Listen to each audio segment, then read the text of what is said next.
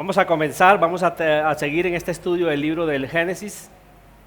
Hoy llegamos al capítulo 35, los versículos del 16 al 29.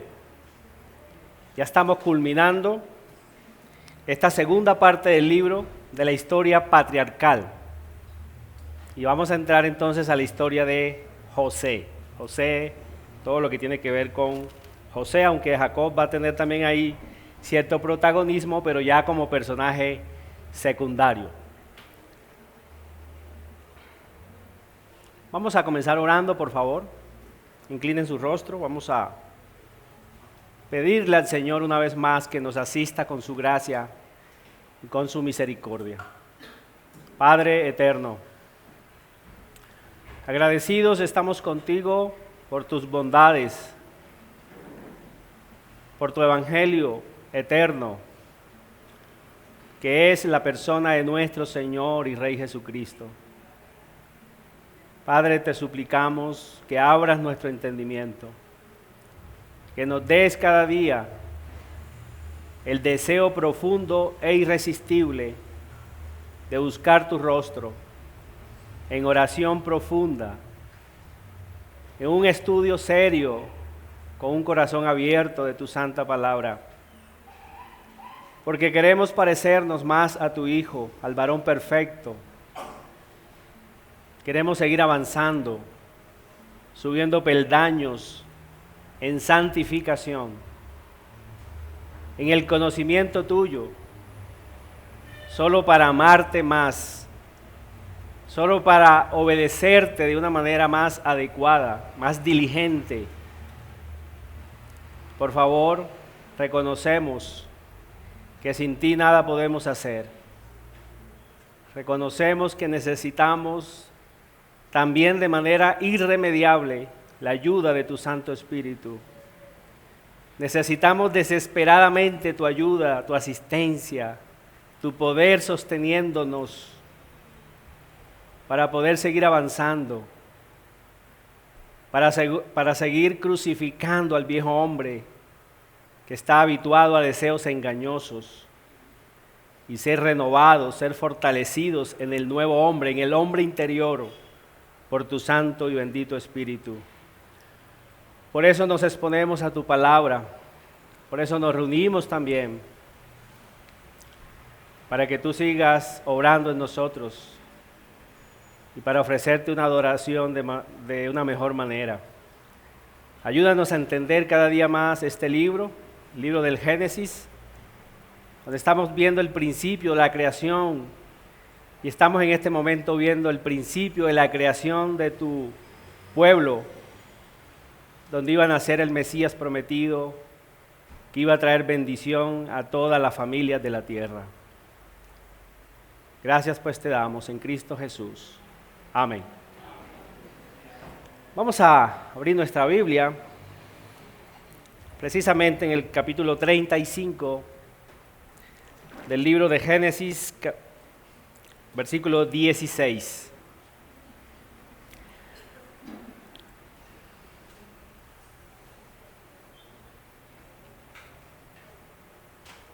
Hay tres relatos bien definidos en esta porción de las Escrituras y vamos a estar muy atentos.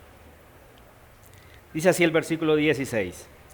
Después partieron de Betel y había aún como media legua de tierra para llegar a Éfrata, cuando dio a luz Raquel y hubo trabajo en su parto. Y aconteció, como había trabajo en su parto, que le dijo la partera: no temas, que también tendrás este hijo. Y aconteció que al salírsele el alma, pues murió, llamó su nombre Benoni, mas su padre lo llamó Benjamín. Así murió Raquel y fue sepultada en el camino de Éfrata, la cual es Belén. Y levantó Jacob un pilar sobre su sepultura. Esta es la señal de la sepultura de Raquel hasta hoy. Y salió Israel y plantó su tienda más allá de Migdal Edar. Aconteció que cuando moraba Israel en aquella tierra, fue Rubén y durmió con Bilha, la concubina de su padre, lo cual llegó a saber Israel. Ahora bien, los hijos de Israel fueron 12, los hijos de Lea, Rubén el primogénito de Jacob, Simeón, Leví, Judá, Isaacar y Zabulón. Los hijos de Raquel, José y Benjamín. Los hijos de Bilha, sierva de Raquel, Dan y Neftalí. Y los hijos de Silpa, sierva de Lea, Gad y Aser. Estos fueron los hijos de Jacob que le nacieron en Padán Aram. Después vino Jacob a Isaac su padre, a Manre, a la ciudad de Arba, que es Hebrón, donde habitaron Abraham e Isaac. Y fueron los días de Isaac 180 años. Y exhaló Isaac el espíritu y murió y fue recogido a su pueblo, viejo y lleno de días, y lo sepultaron Esaú y Jacob sus hijos. Bendita sea la palabra de nuestro Dios. El título que le he colocado a esta enseñanza es, pueden ver en pantalla, La fidelidad de Dios sobre Jacob, el siervo sufriente y su descendencia. La fidelidad de Dios sobre el siervo sufriente y su descendencia, y es lo que vamos a ver prácticamente en estas 3 mini historias o 3 mini relatos. Vamos a ver que Jacob es un siervo sufriente. El sufrimiento es algo muy distintivo en la vida de Jacob, pero también la fidelidad de Dios en medio del sufrimiento. Vamos a ver que la vida, o hemos visto más bien que la vida de Jacob hasta aquí ha estado entre las sombras y el gozo. Entre las sombras y el gozo. Entre el gozo y la desilusión o la tristeza. Es un hombre que él mismo lo va a reconocer al final de su vida. Mis años han sido pocos y malos. En el sentido de que él desde su juventud, desde que estaba en el vientre de su madre, le tocó luchar, le ha tocado luchar, le tocó luchar, y ese ha sido el distintivo de su vida. Pero en medio de esa tristeza, en medio de la angustia, hemos podido ver la misericordia también de nuestro Dios ayudándole. Y yo les he dicho varias veces que la historia de ellos, la historia de los patriarcas, es la historia nuestra. ¿Quién de los que está aquí no ha sufrido? Para yo invitarlo a que ore por mí, porque yo sí. Nuestra vida está también marcada por esa distinción. Y me estoy refiriendo a nuestra vida cristiana. Nuestra vida cristiana. Cuando venimos a Cristo, hay muchos falsos predicadores que dicen, si quieres tener gozo, si quieres tener victoria, vivir de victoria en victoria, y aunque la Biblia dice eso, pero hay que mirar el contexto, cómo lo dice. Ellos dicen, todos tus problemas se acabarán. Eso es falso. El mismo Señor dijo que en el mundo tendremos aflicciones, pero que confiáramos que Él estaba con nosotros y que Él había vencido el mundo. O sea que Él nos ofrece una cruz y también nos ofrece gozo. Eso es el Evangelio. El Evangelio está caracterizado por eso, por gozo en medio de las tribulaciones. Él tiene gozo y tiene tribulación. Y las tribulaciones Dios las permite porque tiene un propósito. El mismo Pablo lo expresa después que le dieron una garrotera en Listra, que lo dejaron porque creían que estaba muerto. Y él después de eso, él dice, es necesario que a través de muchas tribulaciones entremos al reino de Dios. Son necesarias las tribulaciones. ¿Sabe por qué? Porque si no, nosotros nos acostumbraríamos a estar en este mundo perverso. Lo que me debe llevar a mí a anhelar a un mundo mejor, el que Dios me ha prometido, cielo nuevo y tierra nueva, donde mora la justicia, es que este mundo es un caos. Este mundo es un caos. Por eso deseamos que Cristo venga. Por eso la Biblia termina, oh ven Señor Jesús, ven. ¿Por qué? Porque Él es el gozo eterno de nuestras almas. ¿No anhelas tú, hermanos, un mundo donde more la justicia, donde podamos ver a Cristo, donde ese dolor de rodillas no venga más, donde no estemos atemorizados más por el cáncer y sobre todas las cosas, que no estemos más atemorizados porque tememos pecar contra Dios. En el cielo nuevo y tierra nueva nunca jamás pecaremos contra Él. Y eso debe motivarnos a nosotros a anhelar ese mundo nuevo, sobre todo para no pecar más contra el Señor. Pero esa es la vida de Jacob. Algunos han encontrado una similitud entre los capítulos 34. ¿Se acuerdan qué relató Moisés allí con su pluma en el capítulo 34?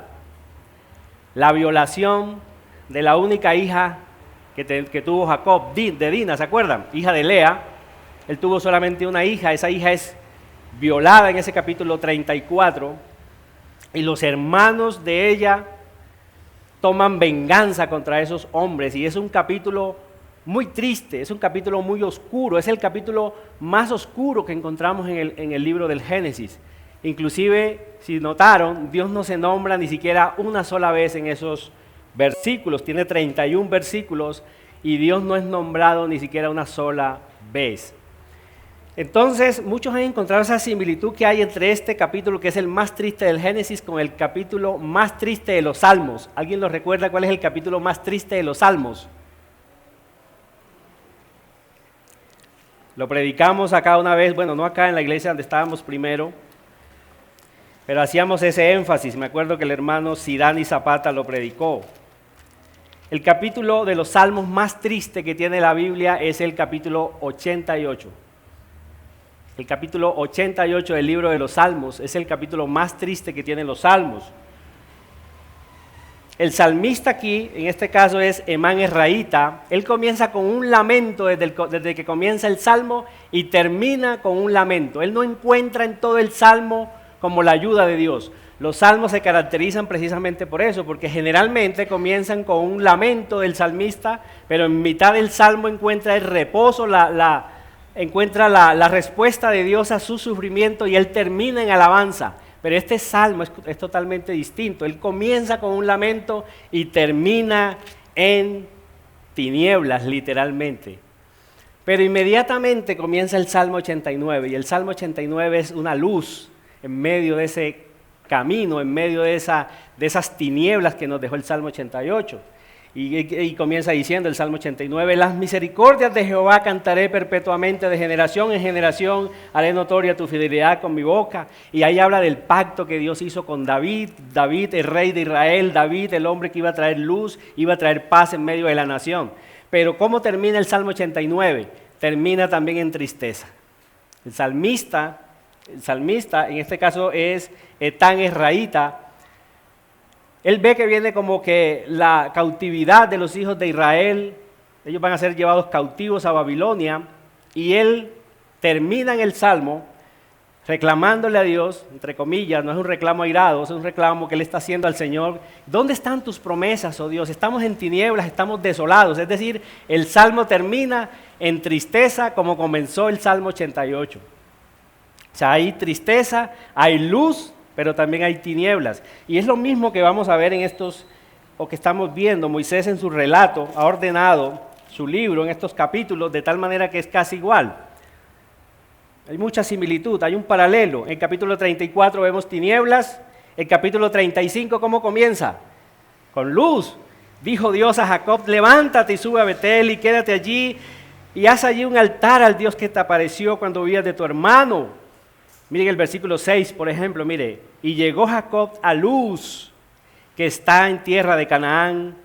Esta es Betel, y todo el pueblo que con él estaba. Y edificó allí un altar y llamó el lugar Betel, porque allí le había aparecido Dios cuando huía de su hermano. Es decir, todos esos primeros 15 versículos que nos predicó el hermano Andrés Mena el domingo pasado fueron luz. Luz después de venir de un capítulo de tinieblas como el capítulo 34. Pero ¿cómo termina el capítulo? Notaron que termina en muerte. Va a morir Raquel. Bueno, ya se había narrado una muerte allí en medio del capítulo 35, los primeros versículos. El versículo 8. Entonces murió Débora, ama de Rebeca, y fue sepultada al pie de Betel, debajo de una encina, la cual fue llamada Alon Bakut. Y del versículo 16 se va a narrar la muerte de Raquel. Eso es sombra para Jacob. ¿Se acuerdan que esa era su amada, su bella esposa? Eso es sombra. Pero en medio de las sombras hay luz. Ella deja un último hijo. Benjamín.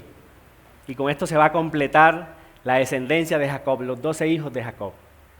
Luego relata, va a venir una lista de todos los hijos de Jacob, pero antes de eso, ¿qué hay? Sombra. Hay otra muerte allí, y es que Rubén, el primogénito, está con una de las mujeres de Jacob, con Bilha. Eso es sombra en la vida de Jacob. Sombra y luz, ¿y lo han visto? Sombra y luz. Sombra en la muerte de Raquel, luz en que ella deja un hijo. Sombra aquí en el pecado de Rubén, pero también hay luz, que Jacob tiene ya sus 12 hijos completos y estos 12 hijos van a formar la nación del pueblo donde van a ser el Mesías prometido. ¿Y cómo termina el relato? La muerte de Isaac. Sombra, tristeza. ¿Quién no le da tristeza a una muerte de un ser querido? Pero también vemos luz. ¿Cómo vemos luz? Él fue reunido a su pueblo. La muerte no es el final. Vamos a ver que la muerte no es el final. Y vamos a ver en el capítulo 37, el versículo 1, que dice que habitó Jacob en tierra donde había morado su padre, en la tierra de Canaán. Eso significaba que él era el heredero. Me trabó un poquito la lengua ahí, ¿cierto? Disculpen mi costeñol. Heredero. Ok.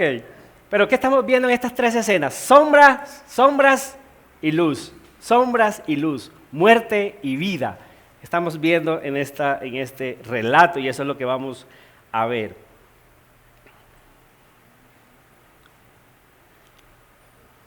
Es importante que nosotros miremos, antes de eso es importante que miremos las similitudes entre Abraham y Jacob. Lo que vimos en los primeros 15 versículos de este capítulo 35 no fue un nuevo pacto. Dios no ha hecho un nuevo pacto ni con Isaac ni con Jacob. Más bien Él está ratificando el pacto que hizo con Abraham. ¿Se acuerdan? Él hizo un pacto con Abraham en el capítulo 15, lo vimos. Un pacto eterno, donde Él le aseguró por sí mismo, porque Él es el que pasa en medio de los animales. ¿Se acuerdan lo que significaba eso? Eso significaba que sí o sí Dios iba a cumplir lo que le estaba prometiendo a Abraham y que Él mismo, al pasar por los animales, iba a sufrir las consecuencias del pecado de Abraham y de su descendencia. Eso lo veíamos y lo explicábamos en el capítulo 15. Entonces lo que Dios está ratificando aquí con Jacob es ese pacto. Él no está trayendo un nuevo pacto, sino que está ratificando esas promesas que Dios le dio a su padre Abraham, se las está ratificando ahora acá a Jacob.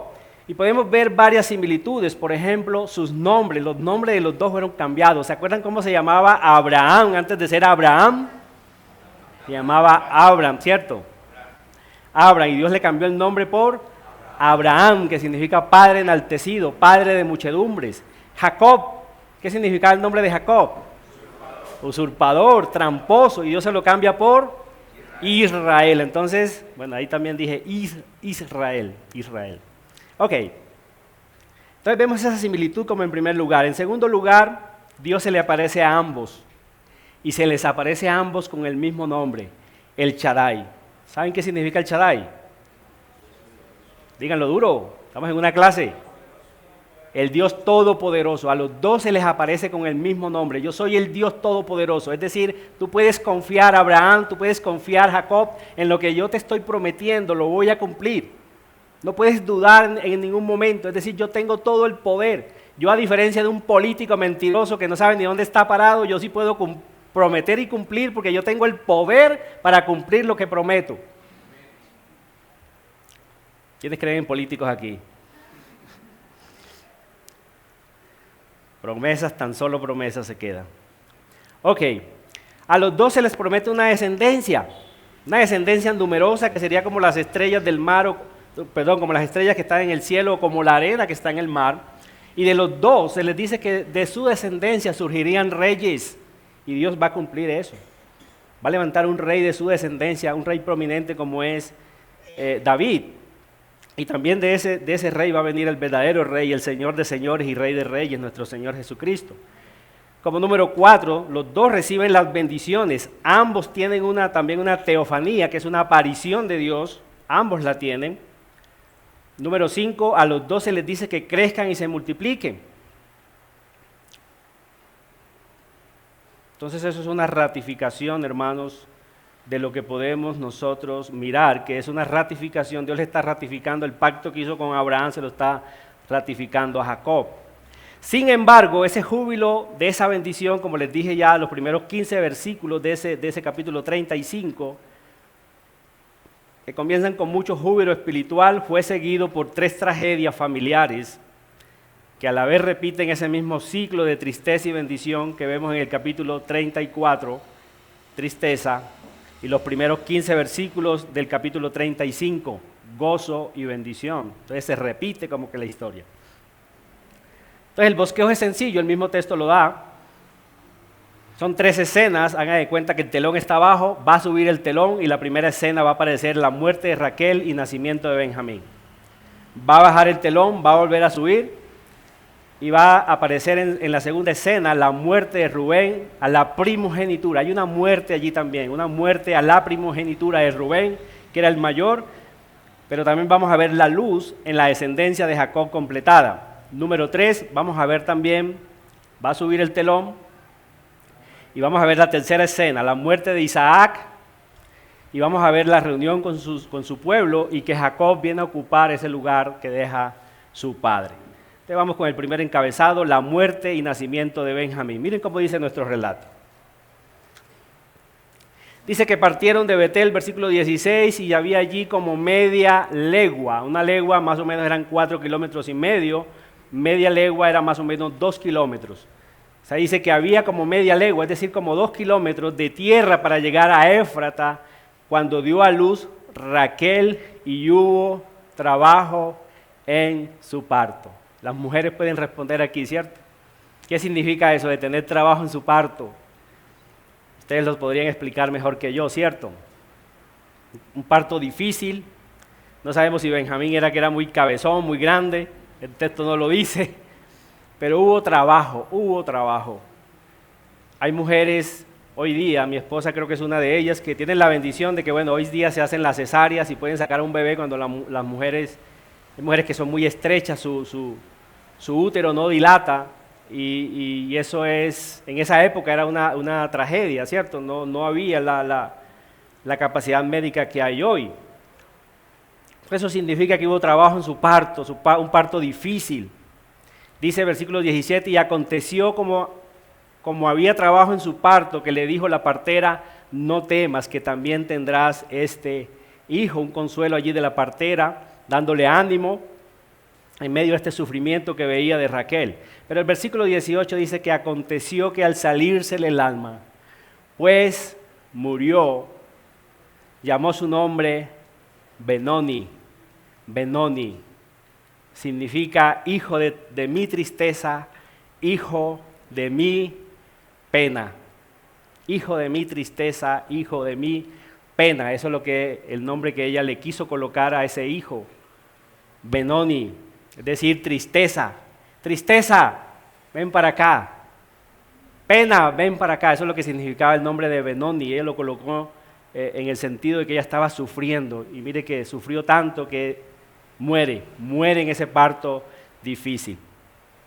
Si recordamos, hermanos, la vida de Raquel es triste también, es triste, aunque no parece, aunque cuando ella entra en el relato de las Escrituras parece que no fuera una mujer que fuera a sufrir. Precisamente porque ella entra con pie firme a la escena bíblica. Veíamos allí que en el capítulo 29, sobre todo, que era una mujer trabajadora, ella era pastora de ovejas, era la única mujer pastora que vemos en la Biblia, pero era la única mujer pastora que vimos en la Biblia, pero era literalmente pastora de ovejas, una mujer trabajadora, era una mujer muy hermosa, era Miss Oriente en esa época, se podría decir, ¿cierto? Una mujer muy hermosa, sabía que cuando se trataba de encantos femeninos, ella llevaba la ventaja sobre su hermana. La pobre Lea tenía ojos delicados, pero ella era hermosa. Nos podemos imaginar que todos los jóvenes la pretendían, todos los piropos de los jóvenes en esa época eran para ellas, era una mujer muy deseada. Cuando Jacob, precisamente por eso, cuando la vio por primera vez, él queda prendido, él queda, como decimos en términos coloquiales, queda flechado por ella. Lo flechó Raquel con su belleza y él queda prendido. Esa es la que yo quiero. Hizo un trato con su papá, ¿se acuerdan? De trabajar 14 años por ella, pero dice el texto que le parecieron como nada porque él amaba a Raquel, ¿cierto? Quedó prendido con su belleza. Bueno, esos 7 años se convierten en 14 porque él es engañado y ya ustedes se acuerdan más o menos de ese relato, ¿cierto? Parece ser que ella tenía una vida perfecta, como quien dice, bueno, ¿qué me puede faltar a mí, cierto? Podría pensar ella, Raquel, o si el relato bíblico hubiese terminado ahí, uno también podría llegar a pensar eso, ¿cierto? ¿Qué me puede faltar? Tengo belleza, tengo pretendiente, me voy a casar, no me voy a quedar sola. Todos los hombres me pretenden, tengo, mejor dicho, soy trabajadora. ¿Qué me puede? Es como que se diría hoy, una mujer totalmente exitosa según el mundo, ¿cierto? Pero sí quería una cosa ella. En el capítulo 30, el versículo, cuando vemos esos primeros versículos, Dios a ella la hace estéril y a su hermana le concede hijos, ¿se acuerdan? Y dice el capítulo 30, el versículo 1, que viendo Raquel que no daba hijos a Jacob, miren cómo se cambiaron los papeles, tuvo envidia de su hermana. Como dice el dicho, hermanos, la bendición de la fea, la bonita la desea. Y eso es lo que le está pasando a ella aquí precisamente. Lea tiene hijos y ella no puede tener, y por eso ella tiene envidia. Y miren cómo dice, le dice a Jacob un día, dame hijos o si no, me muero. Ellie Fitzpatrick es una mujer que escribe muy bueno, es reformada, una mujer que escribe buenos libros. Ella comentando este texto, o dando a entender de este texto, ella lo toma y dice que si nosotros un día en la vida pensamos en algo que nosotros deseemos y podemos llegar a decir las mismas palabras de ella, yo tengo esto si no me muero, y si eso no es Dios, es porque soy un idólatra, es porque mi corazón está desviado. Y eso es lo que vemos en la vida de Raquel. ¿Se acuerdan? Ella era idólatra. Ella fue la que se le robó los ídolos a su papá, ¿se acuerdan? Bueno, en el capítulo 35 se arrepiente porque ellos entregan todos esos ídolos y Jacob los va a enterrar. Jacob, mire, él le dice, ¿soy yo acaso Dios que te impidió el fruto de tu vientre? Es decir, ella estaba tan desenfocada que creyó que ella no podía tener hijos, era por culpa de Jacob. Estaba desenfocada totalmente. Pero vemos que aquí la vida de ella sí deseaba, o sea, no fue suficiente su belleza, no era suficiente todo lo que ella tenía. En ese mismo capítulo, el capítulo 30, los versículos 22 al 24, dice que se acordó Dios de Raquel, ella sí iba a tener hijos, y la oyó Dios y le concedió hijos, y concibió y dio a luz un hijo, y dijo, Dios ha quitado mi afrenta, y llamó su nombre José. ¿Pero qué significa el nombre de José? Ahí mismo lo dice, diciendo, añádame Jehová otro hijo. Es decir, ella no estaba contenta, y eso es señal de un corazón, hermanos, que es idólatra. Pero quiero, porque yo sé que la pregunta va a surgir, no dudo en ningún momento que ella fue salva, ella fue transformada. Raquel fue salva, no tengo ninguna duda de eso, sino que es la vida, hermano, lo que le hemos tratado de explicar desde este púlpito y desde aquel, es que la vida cristiana es eso. Pecamos contra Dios, aún siendo cristianos, tenemos debilidades, tenemos falencias. Y por eso Dios permite las tribulaciones en nuestra vida para purificarnos, para santificarnos, para que podamos entonces decir, Dios, si no te tengo a ti, yo sí me muero. Eso dijo el salmista en el Salmo 73, ¿a quién tengo yo en los cielos? ¿A qué quiero yo más? ¿Quién quiero yo más? Solamente tú, Señor, yo te quiero a ti. Tú eres mi riqueza, tú eres mi grandeza, y Raquel va a ser pasada por ese proceso. Y paradójicamente, ella dice, dame hijos o me muero. ¿Y qué vemos aquí? Muriendo, teniendo un hijo. Es paradójico, ¿cierto? Y lo llama por eso Benoni, hijo de mi tristeza. Lo que ella creyó que le iba a traer alegría, le trajo tristeza. Le trajo tristeza. Y eso pasa muchas veces en nosotros. Lo que creemos que nos va a traer alegría nos trae tristeza. Por eso tenemos que estar satisfechos en el Señor. Él nunca nos va a traer tristeza. Él nunca nos va a traer tristeza cuando lo convertimos en nuestro único y suficiente Señor de nuestra vida. Pero bueno, Él no se va a llamar tristeza, Qué oso, ¿verdad? Estar llamando continuamente a un hijo tristeza, tristeza. Dice que más su padre lo llamó Benjamín. Sigue diciendo ahí el versículo, sí, 18. Jacob no remarcaría el triste recuerdo de la muerte de su amada y bella Raquel cada vez que llamara a su hijo. Él no lo va a llamar tristeza, tristeza, ven acá. Él lo va a llamar Benjamín, que significa el hijo de mi mano derecha. Es decir, muy querido para mí. O en otras palabras, lo que Jacob estaba viendo era el último hijo, el hijo de su bella. Este va a ser el apoyo de mi vida. Como cuando estaba viejito, ¿cierto? Todos vamos para allá y necesitamos a un hijo que nos ayude a parar. Él lo ve como, a Benjamín lo ve como eso, como el hijo de su vejez, el que lo va a acompañar en toda su vejez, y por eso lo coloca Benjamín. Versículo 19 dice que así murió Raquel, teniendo a un hijo, lo que ella más quería, lo que ella más deseaba, eso que ella deseaba, o si no se moría. Paradójicamente ella muere en esa situación teniendo a su segundo hijo. Dice que fue sepultada en el camino de Éfrata, la cual es Belén. Es la única mujer que no es enterrada en la cueva de Macpela. ¿Se acuerdan que ya Abraham había comprado un terreno en la cueva de Macpela? Todos van a ser enterrados allí. Abraham va a ser enterrado con Sara, Isaac va a ser enterrado con Rebeca, Jacob va a ser enterrado solamente con Lea, Raquel va a ser enterrada en Belén. Pero acuérdense que Belén también es una ciudad bendita. Belén va a ser una ciudad bendita. De allí, 1800, 1900 años después, van a ser uno, el Rey de Reyes y Señor de Señores en esa pequeña aldea. Entonces no es un dato menor que Moisés aclare que ella no fue enterrada en la cueva de Macpela, pero sí en Belén. Dice el versículo 20 que levantó Jacob un pilar. Un pilar es un monumento de piedra en forma piramidal por lo general. Como hagan cuenta, vamos a lo que llaman una bóveda, ¿cierto? Una bóveda bien adornada. Y dice que la puso sobre su sepultura y que esa es la señal de la sepultura de Raquel hasta hoy, hasta el momento que Moisés estaba escribiendo, esa era la señal de esa sepultura. Y salió Israel y plantó su tienda más allá de Migdal Edar. Esa es la primera escena, eso es lo que vimos aquí en la primera escena, el nacimiento de Benjamín, pero también la muerte de la bella y amada esposa de Jacob llamada Raquel. Esa es la primera escena que vemos aquí que Moisés traza muy bien. Vamos a la segunda escena.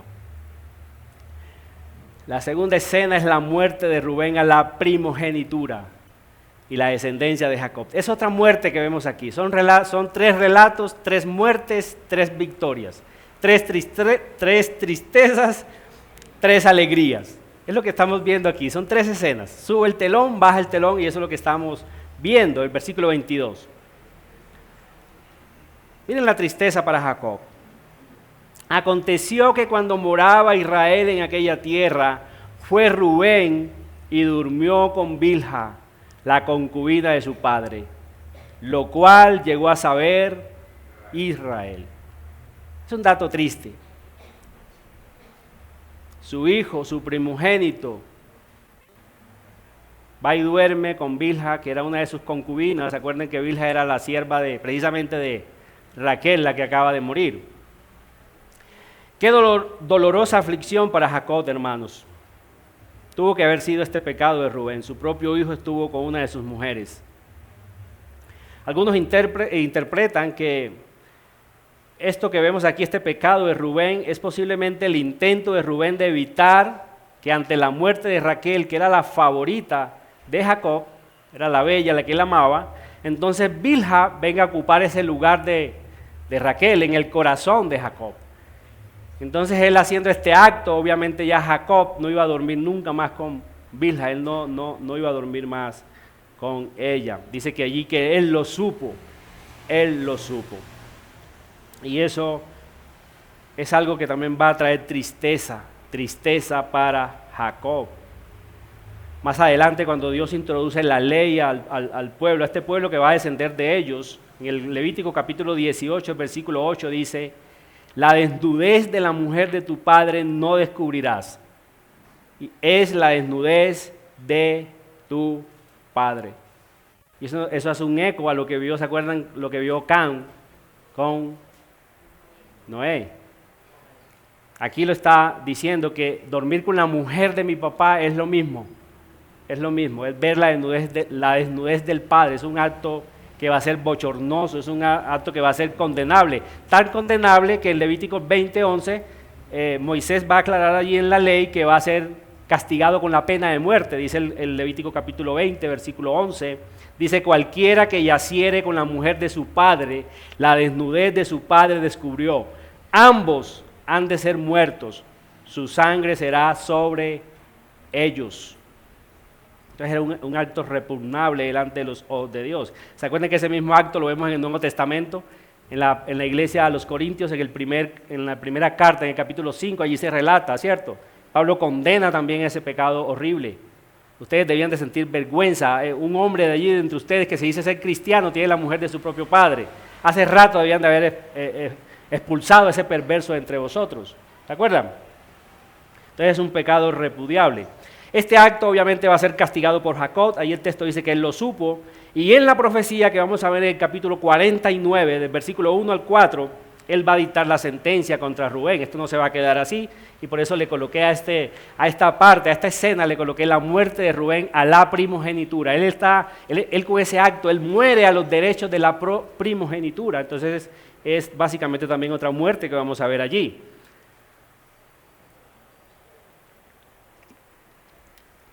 Dice el versículo 1 del capítulo 49, y llamó Jacob a sus hijos y dijo: juntaos y yo os declararé lo que os ha de acontecer en los días venideros. Juntaos y oíd, hijos de Jacob, y escuchad a vuestro padre Israel. Rubén, tú eres mi primogénito, mi fortaleza y el principio de mi vigor, principal en dignidad, principal en poder, impetuoso como las aguas, no serás el principal. Ahí está lo oscuro. No serás el principal. ¿Por qué? Por cuanto subiste al lecho de tu padre, entonces te envileciste subiendo a mi estrado. Esa palabra envileciste allí es que se hizo despreciable. Se hizo despreciable, o sea, fue algo despreciable, su pecado. Y por esto él muere a esos derechos de la primogenitura. ¿Se acuerdan? El primogénito recibió una doble porción de la herencia y era el que llevaba la bendición. Pero él con este acto, ¿se acuerdan quién otro había cometido lo mismo, pero de otra manera? Esaú, ¿se acuerdan? Por un plato de comida, ¿para qué quiero yo la primogenitura? Igual voy a morir. Y aquí Rubén hace lo mismo, pero con otro acto muy bochornoso también, es subiendo a la cama de su propio papá y estando con una de sus mujeres. Con esto él también está menospreciando la primogenitura. Él está muriendo a los derechos de la primogenitura. Son hombres incrédulos que no tienen en cuenta la bendición de Dios, ¿cierto? También vemos el trato de Dios que Dios va a hacer con ellos. Pero aparte de esto, hermano, ya estamos entrando a la fase final de la historia patriarcal. Vamos a ver solamente este capítulo y el que sigue y ya entramos a la historia de José. Moisés, inspirado por Dios, está marcando el camino de antemano de quién va a ser el elegido de Dios para llevar el estandarte de la bendición, es decir, la bendición de la primogenitura. Sobre quién va a recaer ahora la bendición de Abraham, de Isaac y de Jacob. Eso es lo que Moisés está marcando aquí ya de antemano. Entonces nos está diciendo con este relato que Rubén, el primogénito de Jacob, no es el elegido. Y sigue el capítulo 36, vemos a la descendencia de Isaac, que también es desechada, los hijos de Esaú, esa descendencia también es desechada. Sigue el capítulo 37, que habla de quién ya, de José. ¿Pero es José el elegido? Tampoco, lo vamos a saber en el capítulo 38. Miren la secuencia que lleva, estos datos no son aislados, es Moisés inspirado por Dios.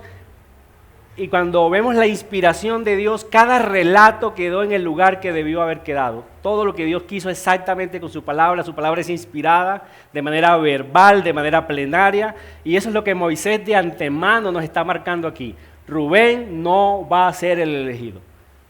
José tampoco va a ser el elegido, lo vamos a ver en el capítulo 38, un capítulo especial de quién va a ser el que va a llevar el estandarte de la bendición de Dios. Sobre quién va a reposar ahora que son 12 sobre quién va a reposar el estandarte de la bendición. ¿Quién va a ser ese que de su descendencia van a nacer reyes, van a nacer poderosos? Ese que Dios le prometió en Abraham que iban a ser benditas todas las familias de la tierra. Hasta el capítulo 38 lo vamos a saber, pero es lo que Moisés está remarcando desde aquí. Él está mostrando el camino y por eso mete ese dato que no es menor del pecado de Rubén. Pero nuestro texto termina diciendo que ahora bien, miren, ahí está la luz. Vimos tinieblas en la primera parte, vimos muerte la primogenitura por parte de Rubén, pero vamos a ver la luz. Mas ahora bien, los hijos de Israel fueron 12. Los hijos de Lea, Rubén el primogénito de Jacob, Simeón, Leví, Judá, Isaacar y Zabulón, 6. Los hijos de Raquel, ya se acuerdan, ¿verdad? Me retrocedo un poquito. La despreciada Lea da la mitad de los hombres que iban a encabezar la lista, ¿cierto?, de las tribus de Israel. Ella da la mitad, 12 hijos. Dicen los hijos de Raquel, José y Benjamín, los hijos de Bilha, sierva de Raquel, Dan y Neftalí, y los hijos de Silpa, sierva de Lea, Gad y Aser. Estos fueron los hijos de Jacob que le nacieron en Padán Aram. El nombre de cada uno de ellos se va a tomar para nombrar las 12 tribus de Israel, exceptuando a José y exceptuando a Leví. José va a tener 2 hijos en Egipto, Efraín y Manasés, y ellos vienen a encabezar entonces el nombre de José. José no va a aparecer como heredero de las 12 tribus de Israel, ni tampoco va a aparecer Leví, porque Leví, Dios va a decir, yo voy a ser tu heredad. Ellos solamente se van a encargar de todo lo que tiene que ver con el tabernáculo, y Dios no les va a dar a ellos una heredad como tal. Ellos van a vivir de los diezmos y de las ofrendas que el pueblo va a traer. Entonces Efraín y Manasés vienen a ocupar esos 2 lugares. Más adelante vamos a ver, cuando entremos a Éxodo capítulo 1, vamos a ver que ellos en total, de aquí de estos 12 hombres, nacen más o menos, o se forman 70 personas. 70 personas que son los que van a entrar a Egipto. Allá van a estar esclavizados por cerca de 430 años y van a salir en número como casi de 3 millones de personas. ¿Por qué remarco esto? Porque lo que quiero que vean, o lo que quiere Moisés mostrarnos en este relato también, es que Dios está siendo fiel a pesar de ellos. Dios está cumpliendo sus promesas. Dios está cumpliendo sus promesas y las va a cumplir todas, va a decir Josué cuando los entre a la tierra prometida. Él dijo, toda la palabra que Dios habló, todas las ha cumplido, no faltó ni a una sola de sus promesas. Él es el Dios todopoderoso. Y entramos a la última escena ya. El telón está abajo, va a volver a subir. Y vamos a ver en este tercer relato, ya corto, la muerte de Isaac y su reunión con su pueblo. Vamos a ver tristeza también para Jacob, pero también vamos a ver alegría. Dice, después vino Jacob a Isaac su padre, a Manre, a la ciudad de Arba, que es Hebrón, donde habitaron Abraham e Isaac. Ya Jacob tenía aproximadamente 10, 15 años de estar allí en esa tierra. Es muy probable, y obviamente yo lo creo, que él había visitado a su padre, obviamente ya, pero Moisés no relata eso. Relata solamente cuando Jacob va en el momento de la muerte, ya a despedir los últimos días de su padre Isaac. Dice, y fueron los días de Isaac 180 años. Ya les he dicho varias veces que él de los 3 es el que más tiempo va a vivir. Paradójicamente, ¿cierto? Estaba ciego, él demora casi 40 años más o menos en estado de sus ojos no le sirvieron. Pero acuérdense que alguien estaba esperando la muerte de Isaac para matar a su hermano. ¿Se acuerdan quién fue el que hizo esa promesa? Esaú. Y Dios, paradójicamente, le alarga más la vida a él que a todos ellos. Él va a vivir 180 años. Abraham solamente vivió 175 y Jacob va a vivir 147 años. Dice, y exhaló Isaac el espíritu y murió. Tristeza. Pero miren el versículo, en la parte que sigue, y fue recogido a su pueblo. Esa es la luz del texto. Esa es la luz en medio de la oscuridad. En medio de la muerte también aquí hay luz. Y fue recogido a su pueblo. Hay vida después de la muerte. Después de esta muerte física es que comenzamos a morir eternamente si te vas para el infierno, o comienzas a vivir eternamente si te vas con el Señor Jesucristo. Y eso es lo que está remarcando Moisés aquí. Fue recogido a su pueblo viejo, no dice como Abraham, que viejo, lleno de días, como dando la intención o mostrando que Abraham sí murió en buena vejez, dice el texto literalmente. Isaac no va a vivir tan en buena vejez, acuérdense, él estaba ciego, pero sí murió viejo y lleno de días, 180 años. Y lo sepultaron Esaú y Jacob, sus hijos. Aquí vemos que eso produce, la muerte de Isaac produce que ellos se vean nuevamente, para no verse ya nunca más, ya no se van a ver nunca más. En el capítulo 36 vamos a ver que ya Esaú va a coger por su camino y no se van a ver nunca más. ¿Cómo muere Isaac? En bendición, fue recogido a su pueblo. Eso es lo que dice Hebreos 11, versículos 13 al 16, dice, hablando de ellos, hablando de los patriarcas, dice, conforme a la fe murieron todos estos. Miren lo que dice, sin haber recibido lo prometido. ¿Qué era lo prometido? ¿Qué era lo prometido? Bueno, por un lado está la bendición literal, ellos no son dueños de la tierra, ellos van a tener solamente allí, van a tener un sepulcro. En toda la tierra van a tener un sepulcro. Mire, Dios les promete que les va a dar esa tierra y lo único que ellos tienen es una cueva para morir. Pero más allá de eso, ¿qué era lo que ellos esperaban? El descendiente en el cual iban a ser benditas todas las familias de la tierra. Ese descendiente iba a venir, era 1900 años, casi 2000 años después. Por eso el libro de Hebreos es interesante cuando lo leemos. El capítulo 11 habla de todos esos héroes de la fe y en el 12, ¿qué termina diciendo? Puesto los ojos en Jesús, el autor y consumador de la fe. Dice que ellos murieron en fe, no recibiendo lo prometido, sino mirándolo de lejos. Ellos en fe se proyectan a lo lejos que Él viene, creyéndolo y saludándolo y confesando que eran extranjeros y peregrinos sobre la tierra. Ellos solamente van a tener una cueva allí donde morir. El versículo 14 dice, porque los que esto dicen, miren cómo lo dice, claramente dan a entender que buscan una patria. Pues si hubiesen estado pensando en aquella de donde salieron, es decir, de Ur de los Caldeos o de Padán Aram en el caso de Jacob, ciertamente tenían tiempo de volver, pero anhelaban una mejor, esto es celestial. Y todo aquel que anhele una patria celestial, que pueda estar aquí en este lugar hoy, miren lo que dice, por lo cual Dios no se avergüenza de llamarse Dios de ellos, porque les ha preparado una ciudad. Es decir, hermanos, ellos mueren allí solamente con una cueva, pero ellos saben que esa no es la tierra. Aunque Dios les prometió esa tierra, ellos miran más allá por la fe y ellos miran más allá de los cielos. A Jacob se le abrieron los cielos, literalmente él vio una escalera donde ángeles suben a Dios y él dice, esto es casa de Dios. Y él anhelaba estar en esa patria celestial y Dios no se avergüenza de llamarse Dios de aquellos que tengan esa fe. Dios no se avergüenza. Tu corazón es terrenal, tu corazón solamente mira lo terrenal, entonces eres una vergüenza para Dios. Pero si tu corazón está como estos hombres allá, mirando más allá de las aflicciones que podamos pasar en esta vida, y tu corazón está más allá, que a pesar de las aflicciones tú no te echas para atrás, tú no retrocedes, sino que avanzas en fe como estos hombres, a pesar de las dificultades, ellos avanzaron, entonces Dios no se avergüenza de ser tu Dios. Y eso es poderoso, hermanos. Y nos ha preparado una ciudad, la cual vendrá, de cierto vendrá, hermanos. Él es el Dios todopoderoso. De cierto todo ojo lo verá cuando Él venga. Él va a venir en cielo nuevo y tierra nueva. Y va a venir a morar. El tabernáculo de Dios de cierto va a estar en cielo nuevo y tierra nueva, donde morará la justicia, donde terminaremos en luz. Solo luz habrá, no habrán tristezas. Y eso es lo que Moisés está remarcando aquí, hermanos, cuando él dice que Isaac fue unido a su pueblo. Miren, si nosotros leemos Hebreos 12, el versículo 22 al 23, podemos confirmar todo esto que les estoy diciendo. Está hablando de un contraste allí.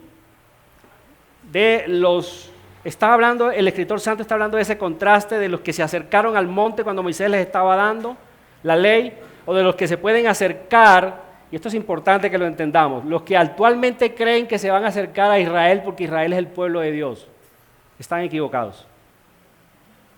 La Biblia nunca ha hablado en esos términos terrenales. Miren cómo dice el versículo 22. Sino que os habéis acercado al monte de Sión, a la ciudad del Dios vivo, Jerusalén la terrenal, la celestial, a la compañía de muchos millares de ángeles, a la congregación de los primogénitos que están inscritos en los cielos, a Dios el juez de todos, a los espíritus de los justos, ahí está Isaac que acaba de morir en el relato que vimos, a los espíritus de los justos hechos perfectos. Por eso Moisés dice, Isaac muere, pero fue reunido a su pueblo, su verdadero pueblo, hermanos, su verdadera familia está aquí. Tu verdadera familia está aquí, está en los cielos. Con todo el respeto y el cariño que le tenemos a nuestros familiares en la carne, pero ellos son secundarios en el sentido de que mi hermano, si tú eres un creyente, yo tengo un hermano que es impío, tú eres más hermano para mí. Eso es ver las cosas como Dios las ve, hermanos. Y dice que a esa ciudad es que nosotros nos hemos acercado. Ahí donde están esos espíritus hechos ya perfectos, y por eso vemos tinieblas, pero también vemos luz en la muerte de Isaac. Hermanos, me quedan 2 minuticos. ¿Qué aplicaciones podemos tomar de esto? Para Israel en el desierto. Conocer este relato tenía que producir fe en ellos, que a pesar de sus pecados y las dificultades, el plan de Dios continuaba porque Dios es fiel. Ellos en medio de ese desierto áspero, tristezas, viendo lugubres, viendo todo feo, ellos tenían que tener fe, así como Jacob tuvo fe en medio de sus tribulaciones. ¿Dónde está Cristo en este pasaje? Cristo es el verdadero Benjamín. ¿Se acuerdan dónde nació Benjamín? En Belén. 2000 años después, el verdadero Benjamín iba a nacer en esa pequeña aldea. El verdadero Benjamín, el cual sí es el verdadero hijo de la mano derecha del Padre. A él están sujetas todas las cosas y desde allí vendrá a juzgar a los vivos y a los muertos. De hecho, Raquel se convirtió con su dolor en un símbolo de todas las mujeres que en Israel iban a llorar por sus hijos. Usted en Jeremías 35:15 lo puede comprobar. Dice, así ha dicho Jehová, voz fue oída en Ramá, llanto y lloro amargo. Raquel que lamenta por sus hijos y no quiso ser consolada acerca de sus hijos porque perecieron. Textualmente, Mateo, cuando está escribiendo su libro para mostrar a Cristo, en el capítulo 2, versículo 18, cita exactamente este mismo relato. ¿Y se acuerda qué estaba pasando cuando eso? Herodes estaba matando a los niños porque quería matar al verdadero rey, el verdadero Mesías. Entonces miren la conexión que podemos encontrar allí. Y por él Isaac pudo morir en bendición por Cristo, pudo morir Isaac en bendición y ser unido a su pueblo. Solamente eso es a través de Cristo, hermanos. Ellos lo hacían por la fe también de la misma manera como nosotros hoy lo hacemos. Y para nosotros, ¿qué aprendemos aquí? Bueno, aprendemos que la vida de ellos es como ejemplo de nuestras vidas. Por eso les pregunté ahorita, ¿quién no ha sufrido? Y tenemos que aprender que está caracterizada por sombras y luz también. Sombras y luz. Ganancias y pérdidas, tristezas y gozo, luchas y paz, derrotas y victorias. A veces sufrimos derrotas también, pero también tenemos victorias. Pero confiando en el que comenzó la buena obra en nosotros, ¿qué dice? La perfeccionará. Así como Abraham, así como Isaac. Todos los que murieron en fe, Dios comenzó una obra en ellos y la terminó. Fueron sepultados en buena vejez y fueron reunidos a su pueblo. Hermanos, tenemos que confiar en exactamente lo mismo. Nosotros tendremos un gran final, porque el que comenzó la buena obra en nosotros también la terminará. George Whitefield, voy a citar aquí a este hermano que ya partió a la presencia del Señor hace mucho tiempo. Dice, qué dulce es el descanso después del cansancio. Qué dulce será el cielo cuando nuestro duro viaje termine. Pensé que se iban a alegrar. Bueno, no lo dije tan entusiasma, ¿cierto? Los dolores de esta vida deben llevarnos, hermanos, cada día a anhelar cielo nuevo y tierra nueva. Es decir, los dolores. Por eso Dios permite los dolores, las tragedias, las angustias. Por eso queremos que nuestro Rey venga. Queremos también, por un lado, estamos como con sentimientos encontrados, tenemos miembros de nuestras familias, queremos que ellos se conviertan, oramos por ellos, les predicamos el Evangelio, pero nuestro anhelo es que el Señor venga. El Señor venga para que yo jamás peque contra Él. La carga más grande que un cristiano lleva con Dios no es que sea pobre, ni que no tenga que comer, no es que no tenga una moto, un carro, no es que no tenga ni siquiera una casa. La preocupación más grande que un cristiano tiene que tener es la carga de su propio pecado. Eso tiene que producir un fastidio en él. Yo no quiero pecar contra mi rey. Y eso debe de llevarnos o de inducirnos a querer estar en cielo nuevo y tierra nueva, donde jamás pecaremos contra Él. Y ser reunido con nuestros padres, donde los espíritus ya son hechos perfectos. Si hay un amigo para que esté aquí, amigo, tienes que venir a Cristo. Si no, tú no vas a tener un descanso eterno. Tu vida va a ser solo sombras, sombras, sombras y muerte eterna cuando partas de aquí. Alguien dijo que si vas para el infierno, este es tu cielo. Este mundo de caos es tu cielo. Pero para alguien que va para el cielo, este es nuestro infierno. Este es nuestro infierno, lo que vivimos aquí, las tragedias, las pérdidas, es nuestro infierno. Así que, amigo, ven a Cristo para que tu vida pase de tinieblas a luz, pase de muerte a vida. Ven a Cristo y el día de salvación es hoy. Padre, gracias te damos. Qué hermosa tu palabra. Gracias por tu Espíritu que le aplica a nuestras vidas. Ayúdanos a crecer. Ayúdanos a santificarnos, a purificarnos, a ser semejantes a Cristo, nuestro Rey. Qué peso tan grande es el pecado. Qué tristezas pasamos en esta vida. Pero al igual que Jacob, ayúdanos a confiar, al igual que Isaac, y a morir en fe como ellos murieron en fe. Deseando cada día cielo nuevo y tierra nueva, porque allí mora la justicia y allí está nuestro Rey y Señor Jesucristo. Te damos pues gracias en Cristo Jesús. Amén.